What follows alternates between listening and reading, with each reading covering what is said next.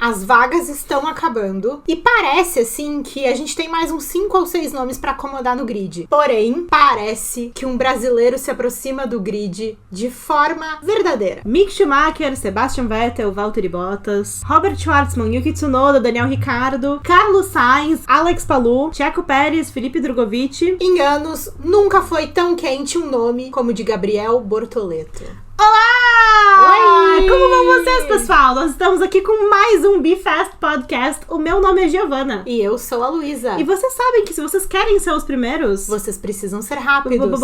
Be Fast. Agora que vocês nos falaram.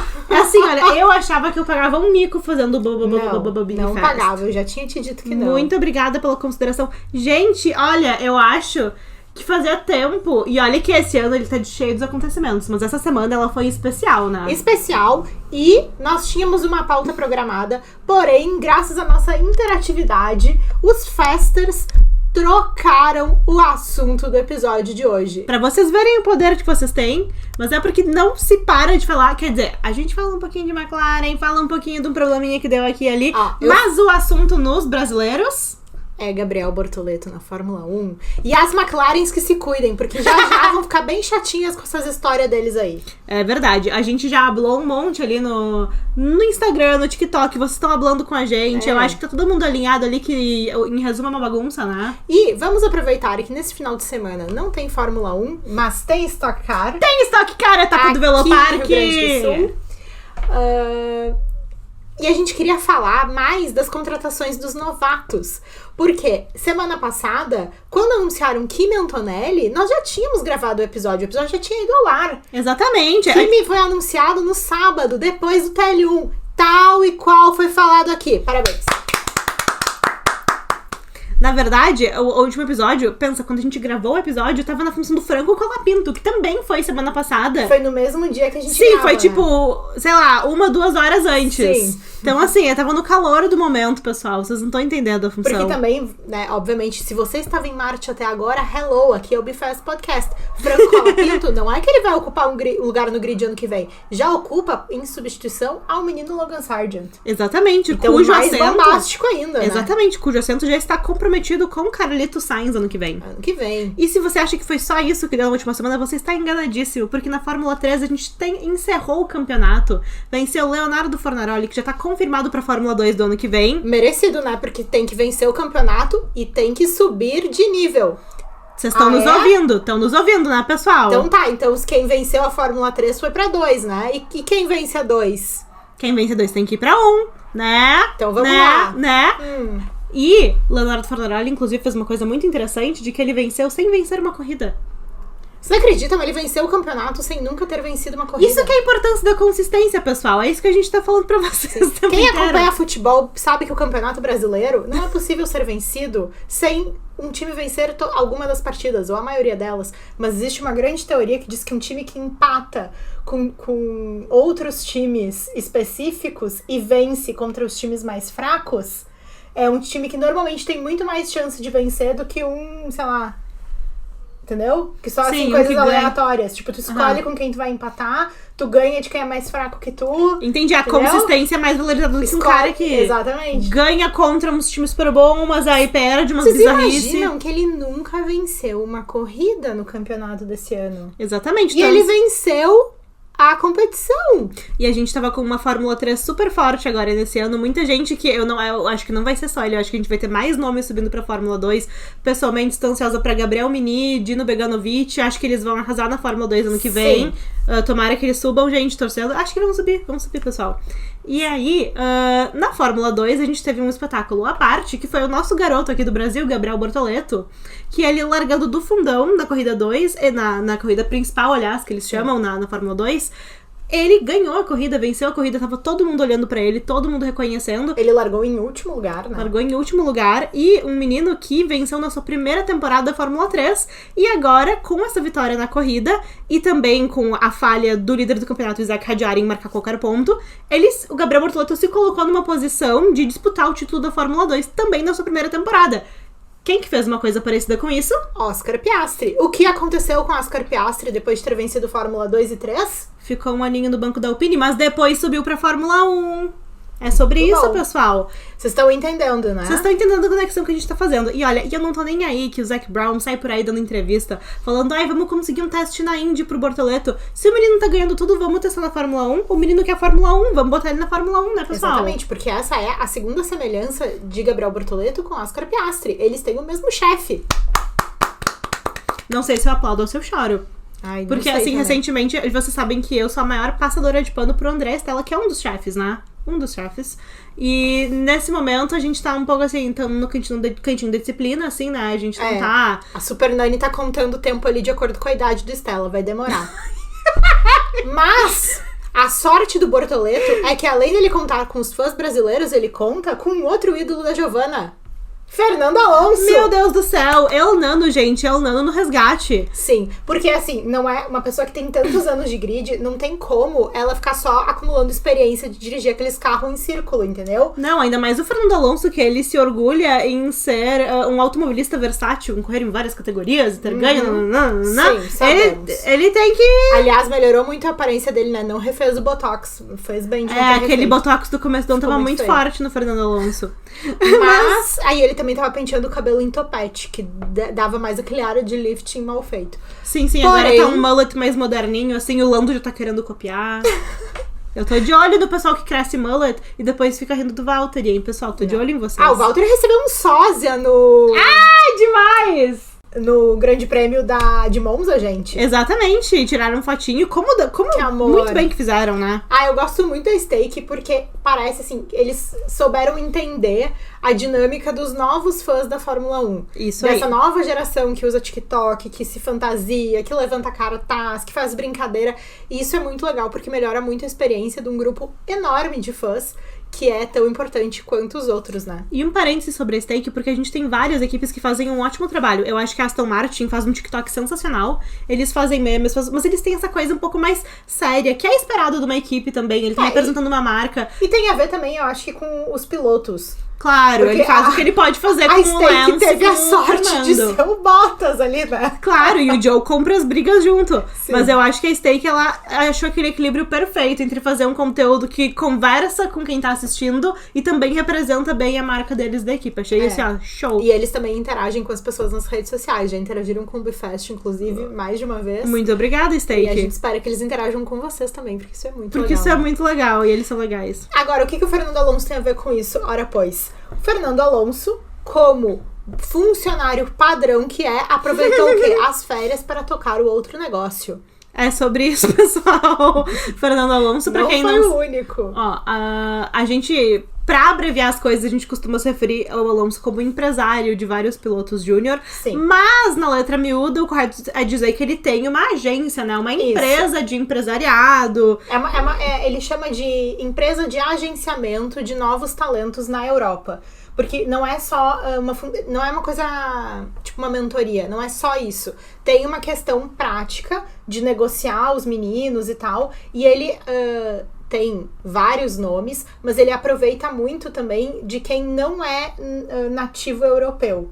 Então, Sim. por exemplo, assim, o Bortoleto é um excelente exemplo disso, porque, então, assim, ele não deixa de ter os empresários e agenciadores dele do Brasil, mas então, tipo, o braço dele na Europa é feito pela agência do Alonso, é meio isso, assim. Entendi. Inclusive, Franco Colapinto foi levado pra Fórmula 4 espanhola na sua estreia europeia por Fernando Alonso também, Sim. um argentino. E também tem uma coisa, não quero ser jurídica chata, mas em algumas situações, alguns meninos são tidos como agenciados pelo Alonso, em outras eles são tidos como empresariados, que esse é um termo que inclusive aqui pra nós nem existe, mas é que a gente acha que isso deve ser em função do próprio contrato do Alonso com a Aston e essa divergência em relação aos países e as legislações específicas. Porque Entendeu? Essa mudança de nomenclatura, mas que na prática é o mesmo trabalho.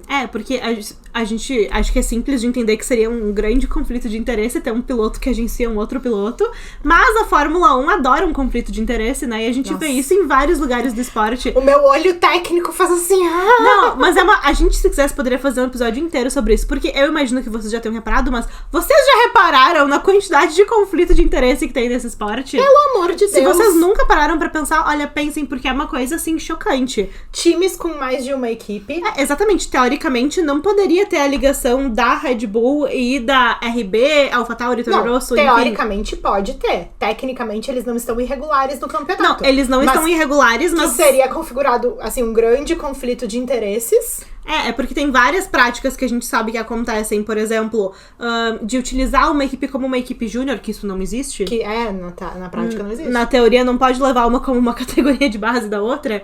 E isso porque é um grande conflito de interesse uma equipe ter 2 representantes no grid, né? E na prática, eu acho que a Red Bull faz isso com a RB muito mais do que as outras. Eu acho que, por exemplo, a Haas fica menos caracterizada, apesar de também fazer isso. Eles têm a um própria relacionamento. Williams, entendeu? Tipo assim, eu acho que eles andam de uma forma mais independente. E eu acho que o conflito de interesse da Williams, ele era diferente, porque a Williams, ela tinha... Um dos sócios da Williams era sócio da Mercedes também.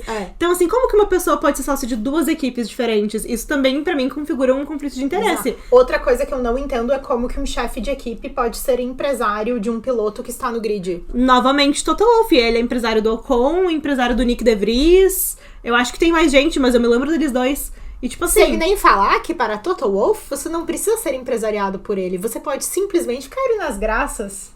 Exatamente, tem esse ponto aí, a gente pode ver. Tem mais esse detalhe. E também, né, isso que a gente tava falando antes, que são os pilotos que são empresários de outros pilotos, né? Que seria o caso do Alonso. É. Eu acredito que no grid, no momento do grid da Fórmula 1 a gente não tenha, mas no momento que a gente tem um piloto de Fórmula 1 que empresaria pilotos da Fórmula 2, Fórmula 3, a gente imagina que um dia isso vai acontecer. Inclusive, esse é um ponto que nós discordamos de vocês lá no nosso Instagram. Porque o Alonso foi a essas férias visitar a fábrica da Audi. Na verdade, eu não sei se ele foi visitar a fábrica. Ele esteve na sede da Audi. Eu acho que sim, ele esteve lá. Eu não sei se exatamente foi visitar a fábrica ou se estou fazendo um equívoco, mas que ele foi até lá. E aí, muito se especulou a respeito do Bortoleto. Ponto. O Alonso foi perguntado a respeito e ele é uma pessoa... Aí é um outro ponto que eu acho que tem um conflito de interesses gigantesco, porque ele é uma pessoa que tá constantemente à disposição da mídia, querendo ele ou não. E eu não estou falando pelo relacionamento dele, mas... Ele dá entrevistas o tempo inteiro. Claro, faz parte do trabalho dele. Eles têm um contrato que eles precisam dar entrevista. Então acaba que expõe muito mais a figura. E expõe, eu digo, colocar na vitrine, né? Como se fosse. Claro. Além, claro, do excelente trabalho do Bortoleto, que é a principal questão disso. Né? Mas assim, o que acontece? O Alonso foi perguntado e ele, na entrevista, ele deu um tom muito, muito, muito empresário. Sabe? Ele falou, assim, coisas muito sutis, ele não deu a entender nada. Ele falou assim, que o menino é muito talentoso, que eles vão fazer muitos esforços pra que isso aconteça, porque ele merece muito. Então, assim, foi um papo bem de empresário, apesar de ter sido, né, agradável, educado, nananã. Então, assim... E foi aí que a gente divergiu de muitas pessoas no Instagram. As pessoas achavam que isso já era, assim, um grande indicativo de que tava tudo certo. A gente já olhou com outros olhos, né? Porque o empresário, ele sempre vai querer fazer com que o seu empresariado pareça na sua melhor versão possível. Claro, é o trabalho dele. É o trabalho dele valorizar aquela pessoa que ele tá agenciando. Isso. Então, tu que acompanha futebol, acho que tem muitos exemplos no futebol, porque tem muito mais... Os gremistas estão passando por isso nesse momento. Onde Renato Portaluppi treinará ano que vem? Os gremistas me contem. E na Fórmula 1 a gente tem 20 cadeirinhas. No futebol tem, sei lá quantas, mais de 20 num time, né? Tem 30 num time só. Então assim, aposto que tem muito dessas funções, tipo assim, que na verdade o fulano tá conversando com um time maravilhoso tal. E nem é verdade, é só pros outros ficarem, o quê? O time tal tá interessado no fulano, então o fulano deve ser bom. Então vamos subir o salário. Mas tem umas coisas assim, porque o papel do empresário também é tentar valorizar aquela pessoa. Inclusive, o Alonso, veja, não sejamos inocentes. Ele foi até lá porque ele quer que seja o Bortoleto. A gente não tá falando nesse sentido. Óbvio. Mas que essa força, que essas declarações que ele tem dado não são indicativo de uma assinatura, longe disso. Inclusive, a turma da Audi fala que o Bortoleto está numa extensa lista que o Bifest já referiu, né? Sim, agora no começo do episódio a gente fez questão de ler, tipo... Honestamente, a gente botou... Honestamente, a Giovanna tava cotada pra áudio. Eu não ia falar pra você. Gente, eu não sei se vocês viram um boato de que a Luísa, ela foi vista na Suíça, gente. Ai, eu amo a Suíça, gente. Não, mas ó... Inclusive, a Audi vai fabricar o seu modelo de Fórmula 1 na Suíça. Eles não vão usar a fábrica do grupo Volkswagen. Na sede da Sauber, né? Uhum. Que eu acho que faz total sentido, principalmente pensando nos funcionários da Sauber. Que bom que eles vão conseguir continuar no trabalhinho deles. E também, isso foi uma coisa bem interessante. Mas acho que eu vou queimar a pauta se eu contar isso. Mas depois eu tenho umas coisas do projeto da Sauber Audi pra contar pra vocês, que são muito legais. Mas assim, falando no CEO da Audi, que tava falando do Bortoleto da extensa lista, assim, nunca que a Audi vai entregar a estratégia. E se vocês quiserem saber, a gente foi atrás pra entender o que a Audi tá fazendo. E é muito difícil saber porque eles não falam nada. É porque a real, qual é a impressão que dá? Que eles estão com uma expectativa super alta, fazendo um grande investimento, só que na verdade tudo é muito incerto, né? Sim. Então assim, a gente sabe que eles estão fazendo muitas contratações de peso. Eu acho que a contratação do Nico Hülkenberg é muito representativa deles quererem, primeiramente, querer agradar patrocinador, mas também querer um piloto com bastante experiência. Agora sim, vamos falar uma coisa? Uhum. Quais são as chances do Bortoleto ir? Na minha opinião, são baixas. Eu acho que a Audi, como alguém que tá entrando no esporte, ela vai querer priorizar a segurança. É uma empresa muito grande que comprou 100% de uma equipe que também é tradicional da Fórmula 1, que é a Sauber. Então, eu acho que eles vão trazer esse nome, eles estão fazendo contratações de peso. Eu acho que a contratação do Hülkenberg já nos diz muita coisa sobre o que eles querem nesses pilotos. Eu acho que... E o próprio perfil do Mattia Binotto, né? O próprio perfil do Mattia Binotto, né? Ex-Ferrari, também com muita experiência. E longe de ser um CEO super arrojado também, né? Sim, olha, eu vou dar a minha opinião, que ela é... Eu concordo com o que a Gi tá colocando, mas eu também vou colocar a minha expectativa enquanto brasileira que tá vendo um piloto com potencial pra ter uma carreira maravilhosa na Fórmula 1, tá? Uhum. Levando em conta, claro, que a gente sabe que as pessoas, mesmo algumas merecem, ainda assim elas não conseguem chegar até lá. Então, isso verdade. não tem a ver simplesmente com o merecimento dele, que é um menino muito talentoso, e muito menos com a nossa torcida. Que, vocês sabem, podem voltar aí, tem vários episódios que a gente fala dos brasileiros na Fórmula 1. E assim, pra mim, requisito sine qua non era ser talentoso, sabe, assim, ser competente, sabe, ser um brasileiro que vai fazer bonito como outros brasileiros já fizeram. Essa era a minha condição. O Bortoleto cumpre esses requisitos. Ele cumpre os requisitos. E vocês sabem, a gente aqui é passadora de pano, mas a gente passa pano pra quem merece. Sim. Agora, por exemplo, sabem qual é o meu medo? Eu acredito que os dois pilotos que vão fazer o primeiro ano de Audi em 2026 já estarão no grid em 25 na Sauber. Na stake, né? Acho uma ótima ponderação. Mas eu só acho isso, tá? Porque eu olho as coisas de um ponto de vista, assim, de treinamento, de experiência. Então, pra mim, pessoalmente, eu sempre levo isso em consideração. Se a equipe vai levar, não sei dizer pra vocês. Mas qual que é o meu ponto? Digamos que haja a promoção do Bortoleto pra stake ano que vem e pra categoria, né? Uhum. Perfeito, maravilha, incrível, a gente vai amar. Mas então é garantido que ele vai pra Audi em 26, né? Ele vai amargar um ano com aquele carro horrível, mas daí então ele não foi só tapar um buraco, né? Então em 26 é ele também. Não, entenderam o meu medo? Não, eu entendo o teu medo, mas eu acho que a gente pode olhar pra isso de um ponto de vista positivo também. Porque assim... Não, é melhor tá lá do que não tá. Não, mas e veja... agora a gente teve a estreia do Kimi Antonelli num treino livre 1, agora em Monza. Ai, gente, que dó. E o Kimi, como vocês sabem, era um nome muito cotado pela Mercedes, foi confirmada a contratação dele pro ano que vem. E é um nome que ele é muitas vezes referido como um talento geracional que tá chegando. Sim. E... O que isso significa? O que isso significa é que ele é um talento que vai despontar dentre a sua geração. Ele não é simplesmente um piloto muito bom. Sim. Ele é um ponto de referência que tá surgindo aí. Sim, ele não é um trabalhador dedicado. Exatamente. Entendi. Mas eu achei muito interessante ver o Weekend Warm-Up que a Fórmula 1 TV fez Porque eles fizeram uma edição depois do primeiro treino livre e eu achei muito interessante uma fala de um dos comentaristas que foi a seguinte: a pior coisa que pode acontecer pro Kimi Antonelli é a Mercedes resolver todos os problemas do carro dela. A pior coisa que pode acontecer, porque no momento que tu coloca um piloto na Fórmula 1 em um carro que não tenha capacidade nenhuma de vencer uma corrida, as expectativas para aquele carro e para aquela equipe vão lá pra baixo. Então o piloto ele meio que consegue fazer um soft opening na Fórmula 1. Claro. Ele consegue se adaptar com a categoria num carro que tem pouca expectativa ali mesmo. Sim. E aí, quando o carro melhora, o carro tá bom, a pessoa já tá um pouco mais acostumada. Por isso e que já a gente tem uma achava que ele experiência. tinha que ir pra Williams. Mas aí, exatamente.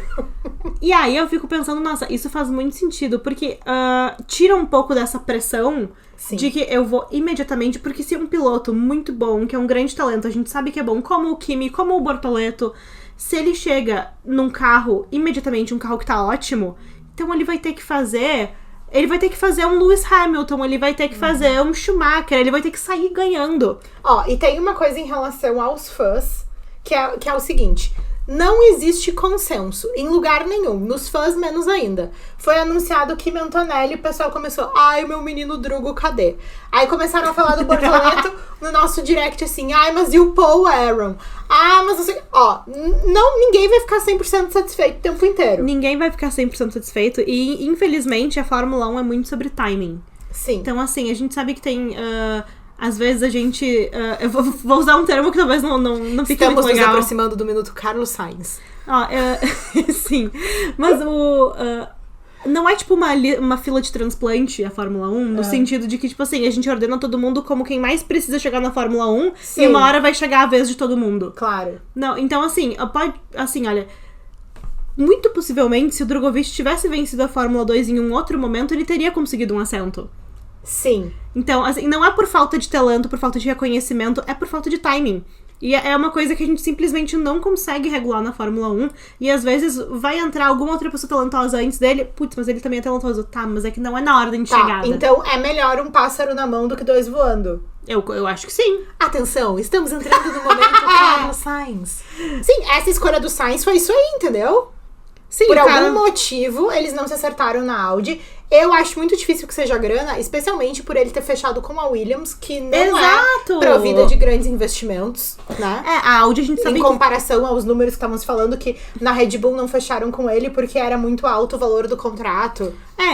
De todas as perspectivas do Sainz, acho que todo mundo concorda que a Audi deveria estar fazendo a maior oferta pra ele. Sim. A Audi também tem um relacionamento com o pai dele de muito tempo também. Sim. E ele combina, né, garoto Audi? Nossa, combina demais. Combina.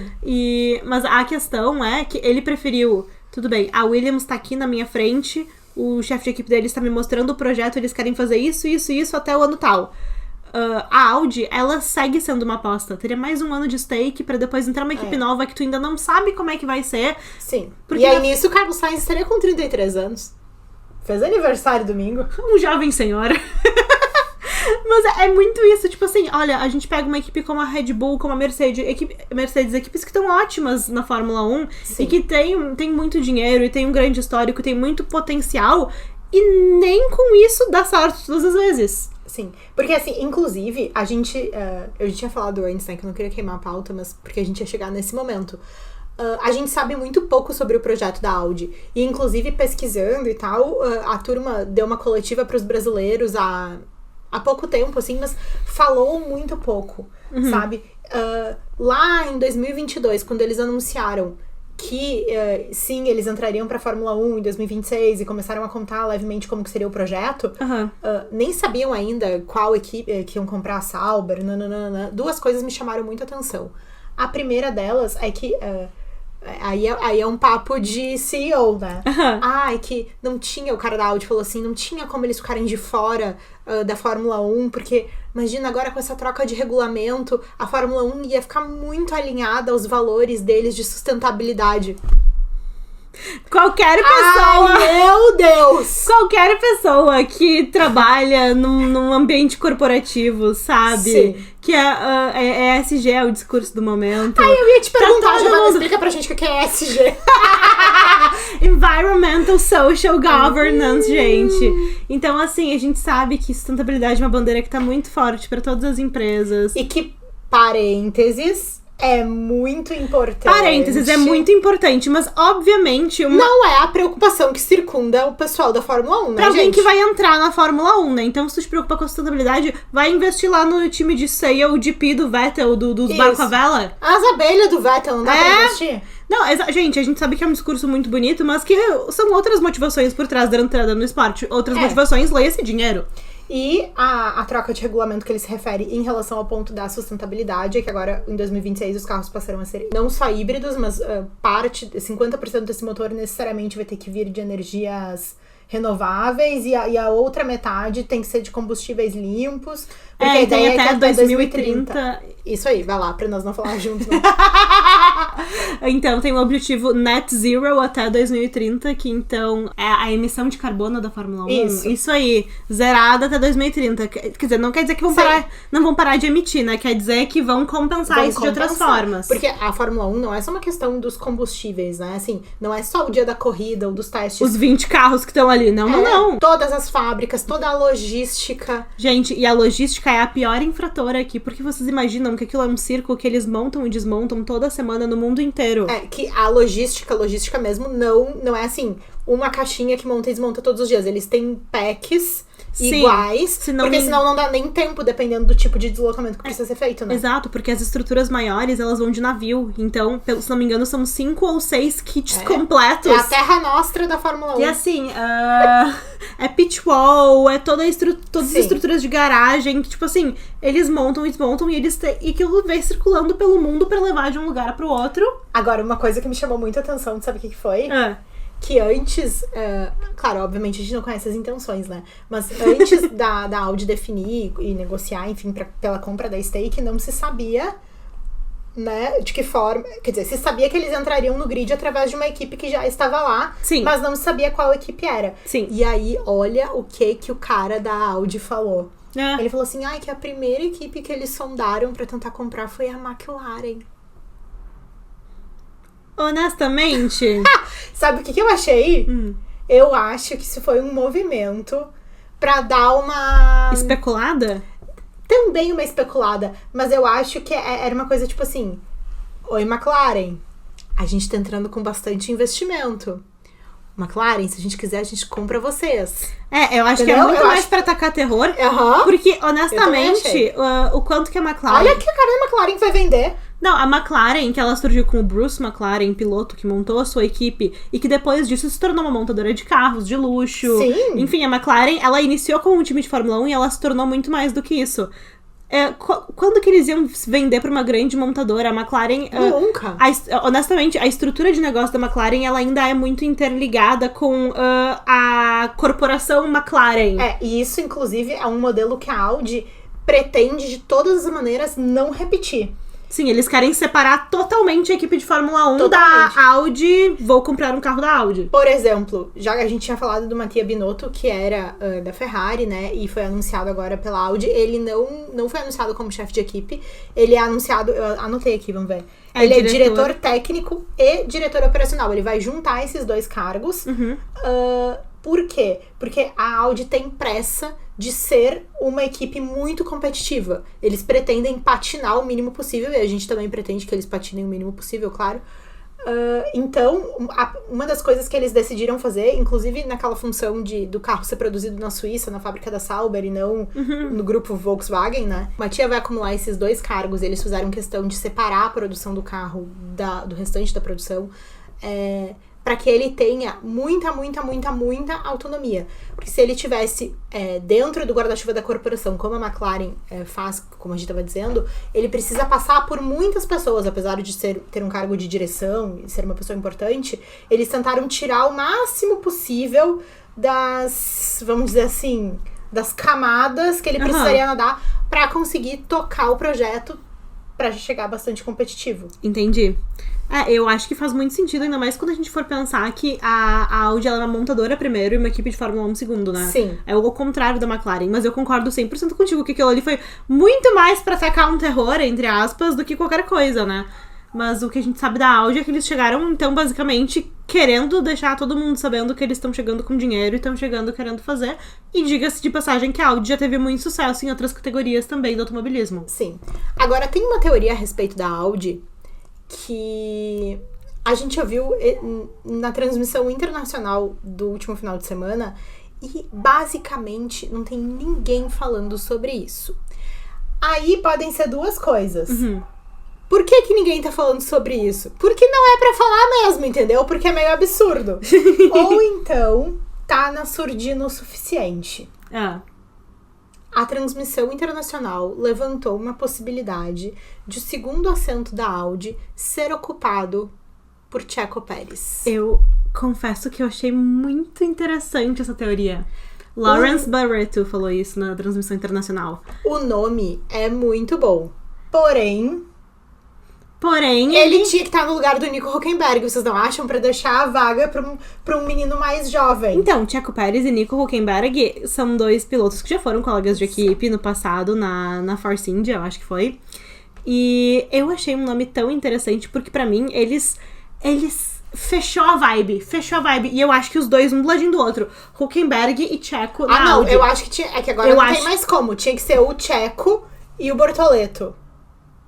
Também fecha uma vibe. Entendeu? Também fecha uma vibe. Mas é que o nome do Pérez, ele é muito bom. Eu só não vou apoiar mais ainda o nome do Pérez, porque eu gostaria que fosse o Gabriel. Entendeu? Não, eu entendo. E também acho que tem outras pessoas que podem entrar. Mas a figura é, assim, é uma 10 figura, de 10, é uma figura que faz muito sentido. E se a gente for pensar de dinâmica de pilotos, eu acho que Hülkenberg e Checo tem uma vibe parecida com Hülkenberg e Carlos. Não querendo comparar o Carlos com o Checo. Obrigada! Mas essa vibe de ser um piloto mais experiente, ser um piloto confiável, que é bom de estratégia também. Essa cara de pai de família, né, gente? Tô brincando. Carlos, paizão de família. Tô brincando. Tá. Agora sim, essa teoria do Pérez aí, ela é boa, mas ela é silenciosa. Ela é boa, mas ela é silenciosa. Agora tem um outro nome que eu acho que ele tá tão confirmadinho que ninguém mais tá falando. Menos as Festers, vocês vão ver. Liam Lawson. Parece que ninguém mais questiona o lugar do Liam, vocês concordam? Então, é que também tem aquele faladeiro do Helmut Marko que ele falou... Ai, que homem, hein? Não, ele falou que o Liam vai estar no grid ano que vem. Ele falou isso. Dá pra acreditar no que o Helmut Marko fala? Não dá, mas que ele tem uma posição privilegiada ali, ele tem. E aí? Né? Mas, ó, eu acho que, assim, se o Liam Lawson entrar, eu acho que ele entra na RB. Eu não acho que ele entra na Sauber. Ah, sim, eu também acho que entra na RB. Mas, lembrando a todos que o Daniel Ricciardo, que é o piloto cotado pra sair, pra que o Liam entre, não tem a sua posição definida ainda, né? Se fica, se sai, né? E o Daniel Ricciardo tá cotado pra Audi também, né? É um dos nomes. Mas isso aí cotado pra Audi, a gente viu que não é critério, né? Não, ele tá cotado pra Audi também. O Daniel Ricciardo que me vai vencer uma Fórmula 2 de novo, igual o Bortoleto vai fazer. Se ele quer ser cotado de verdade. Hein? Aliás, Daniel Ricciardo, outro ex-colega do Nico Hülkenberg, né? Quem lembra do meme Hülkenberg? É, isso aí. Outro ex-colega do Hulk. Sim. Mas o que vocês escreveriam se fizessem um omelete para Liam Lawson? Eu escreveria Liam, que nem o Yuki fez. É isso aí, contexto, gente. Pra quem não assistiu aquele vídeo do Yuki cozinhando um omelete pro Liam, é muito bom. Foi na época que o Liam substituiu o Ricardo, que ele fraturou a mão. Muito legal. E o Yuki, cozinheiro, cozinhou para o menino Liam. Aliás, que dupla, né? Yuki e Liam Lawson. Eles são muito amigos na vida real. Sim. E eles se dão super bem. Eles têm muitas histórias de coisas que eles fazem, tipo, por diversão juntos, fora da... Tipo nós. Ai, então, assim, amor. Eu vou adorar ver eles, maninhos. Essas duas de cinza, eu não tinha reparado. Olha, gêmeas. Que amor. Mas, ó, eu acho que se eles forem colegas ano que vem, vai ser uma das nossas novas duplas favoritas do grid. Sim. Então, até assim, porque Valtteri Bottas e Zhou Guanyu não serão e mais eles são uma tão dupla, queridos juntos, mas eles não Sim. vão mais ser uma dupla. Se bem que, honestamente, eu acho que Eu acho que o Bottas vai rodar. Tu acha que ele vai rodar? Porque eles já dispensaram o americano. Se eles dispensarem o americano e o chinês, vai ficar ruim pro produto da Fórmula 1. Tá, eu entendo o que tu quer dizer, mas eu acho que, honestamente, o Valtteri é um dos nomes, de todos os 1000 nomes da Audi, ele é um dos nomes mais fortes, na minha opinião. Inclusive, ele foi visto batendo papo com o Mattia Binotto. Nesse fim de semana. Nesse fim de Claro! semana. Corretíssimo, né? Tentando garantir a Mas dele. ele também já foi visto tomando cafezinho na Williams. Onde é que mais que ele foi visto? No trio elétrico. Ah, não, isso aí foi o pai do Carlos. Isso foi o pai do trio elétrico da Alpine. Ah, isso não se faz.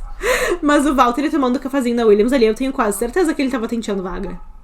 Eu acho que ele tava tentando, não conseguiu. Que o Carlitos, o coração bateu mais forte ali do James Vowles.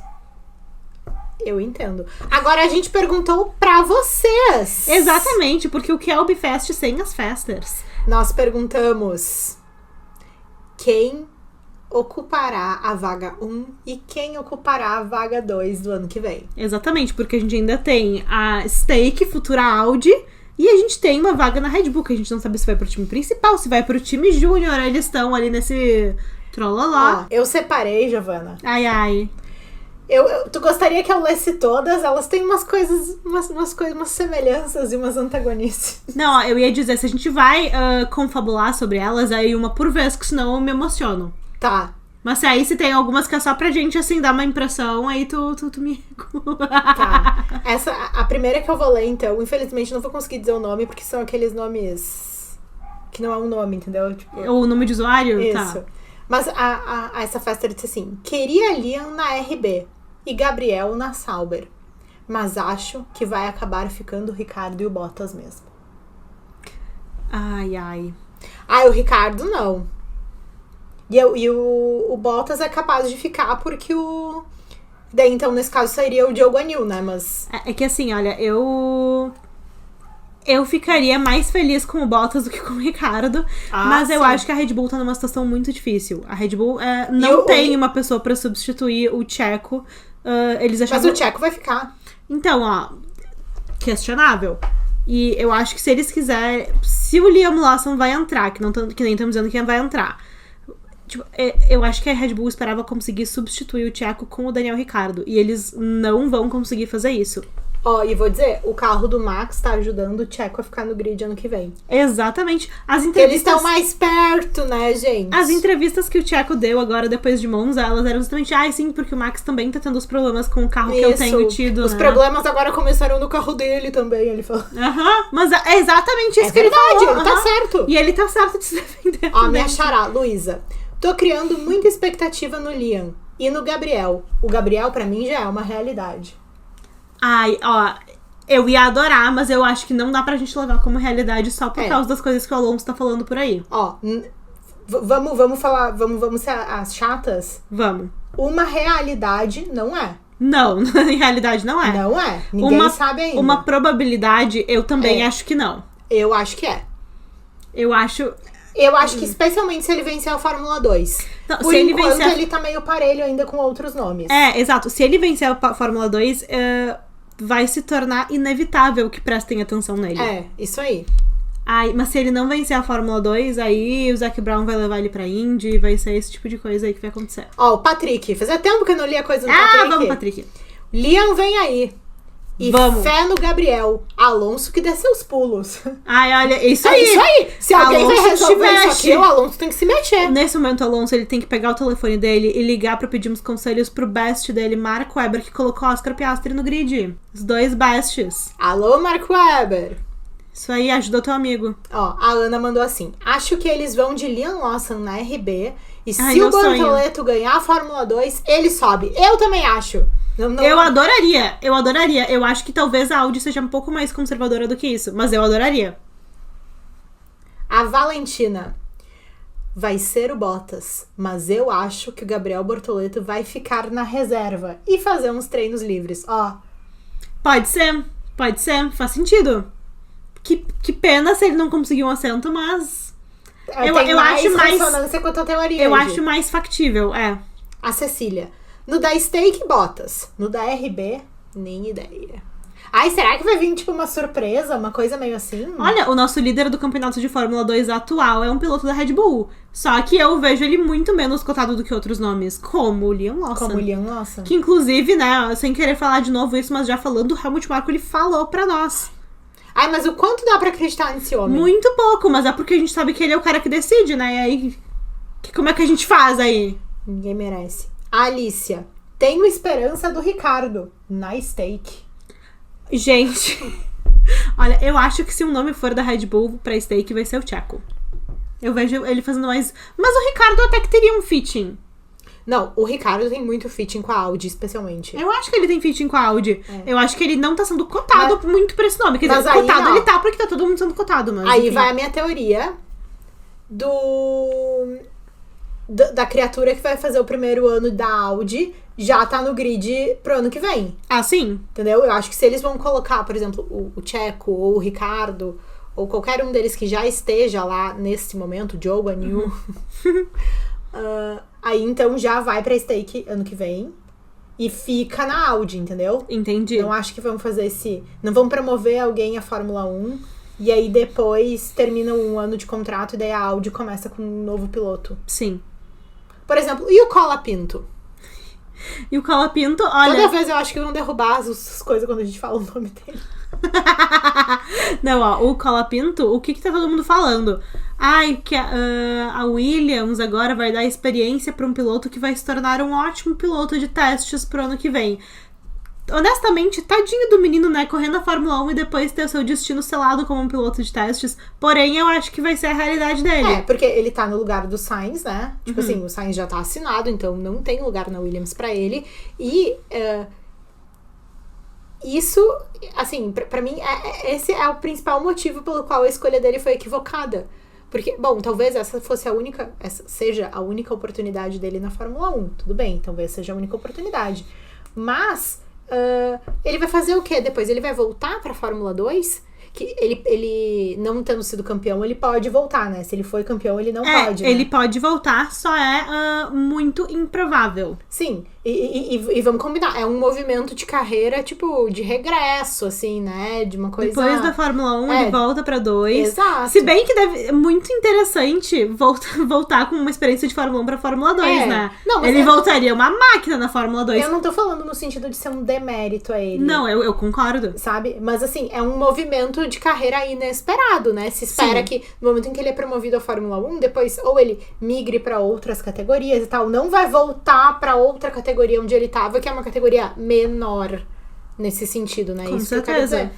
Mas sabe-se lá, de repente também era a única oportunidade de Fórmula 1 que ele teria, então que bom que ele tá tendo essa oportunidade. Vale a pena a gente pensar se ele ascenderia a Fórmula 1 se não fosse por essa oportunidade, né? Sim. E baixíssimas chances. E, de uma forma geral, não causou problemas tal qual o Logan Sargent teria causado. Não causou problemas, Supostamente. porém, vale a pena destacar que ele começou em Monza, que é um circuito que ele já conhecia, um circuito clássico, que acredito que um dos melhores circuitos para um novato estrear na Fórmula 1. Sim, quem deles falou isso em entrevista? Teve alguém Alex que falou Albon. sobre isso, né? Alex Albon falou isso, que ele estava feliz pelo colega de equipe dele justamente por isso. E também vale a pena lembrar que na estreia do Logan Sargent, ele também marcou 12 pontos. Então, eu acho que fica inevitável a gente comparar os dois, porque justamente um tá substituindo o outro. Claro. Mas não se assustem quando nas próximas corridas do Azerbaijão, de Singapura, que são circuitos mais complexos, mais difíceis, com condições piores de se correr, Sim. O Colapinto não vai ir tão bem quanto ele foi em Monza. Sim. Não se assustem, é normal. E o James Vowles tem que entender isso daí. Ai, vai ter que entender. Eu, hein? Não é ele que contratou um piloto vencedor de Singapura agora. Isso aí não é pra qualquer um. Isso aí não é pra qualquer... Quem vencerá Singapura? A quem ousa calar os vencedores de Singapura? Quem ousa? É isso? Eu acho que é isso por hoje, pessoal. O que vocês estão achando? Ó, muitos de vocês participaram na caixinha. Agora, depois das nossas confabulações, como é que vocês acham que vai estar essas cadeirinhas aí pro ano que vem? A gente tem muita delicadeza ao falar sobre o assunto dos brasileiros, porque a gente sempre tenta trazer um contraponto das coisas que a gente quer com as coisas que a gente percebe que acontecem. Exatamente. E a gente é muito impactado pela mídia do Brasil a respeito disso. E é claro que existe uma torcida, porque todo mundo quer ver um piloto brasileiro no grid. Mas é legal sempre a gente pensar sobre as coisas que a gente tá vendo e entender se aquilo é uma opinião, se aquilo é uma informação. Quem é a pessoa que tá falando? É o empresário que gostaria que o negócio saísse? Essas coisas a gente tem certeza que vocês vão entender o que a gente quer dizer, porque a gente já conversa sobre isso há bastante tempo e vocês sempre pegam esse nosso ponto. Exatamente. Uma coisa que eu gosto muito de fazer e quem tiver oportunidade eu recomendo é assistir as coletivas de imprensa, especialmente na parte que eles abrem pras perguntas. Porque a gente vai ver que sempre que quando é a DAZN da Espanha, eles vão querer fazer perguntas sobre o Alonso e sobre o Carlos. Quando é um jornalista brasileiro, sempre vai querer saber, tipo, ai, Alonso, e aí como é que tá o fulano? Claro, naturalmente. Ai, Mike Crack, como é que tá o Drogovic na Aston?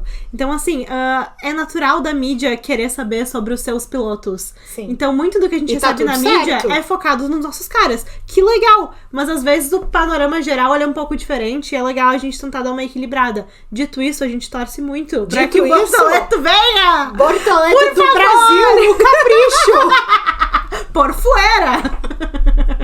Não, olha, a gente tá na torcida junto com vocês. Aliás, não sei se vocês estão? Comentem aí com a gente, A deixem gente um tentou comentário. fazer esse contraponto, acho que deu pra perceber, né? Deu, eu acho que deu e é isso aí. Eu acho que a parte mais legal do Bi é a gente conseguir trocar essas ideias com vocês. Então a gente convida vocês a deixar o comentário, pode ser no Spotify, pode ser no YouTube, podem chamar a gente nas outras redes também. A gente procura responder a todos. Se estiver no YouTube, se inscreva no nosso canal, por gentileza, curta o vídeo. E se estiver no Spotify, avalie o nosso podcast com as estrelinhas também. E a gente fica muito agradecida com isso. E nós nos vemos nas nossas redes sociais e na quarta-feira da semana que vem, ao meio-dia. Vamos que vamos, pessoal! Beijo. Tchau, tchau! Tchau.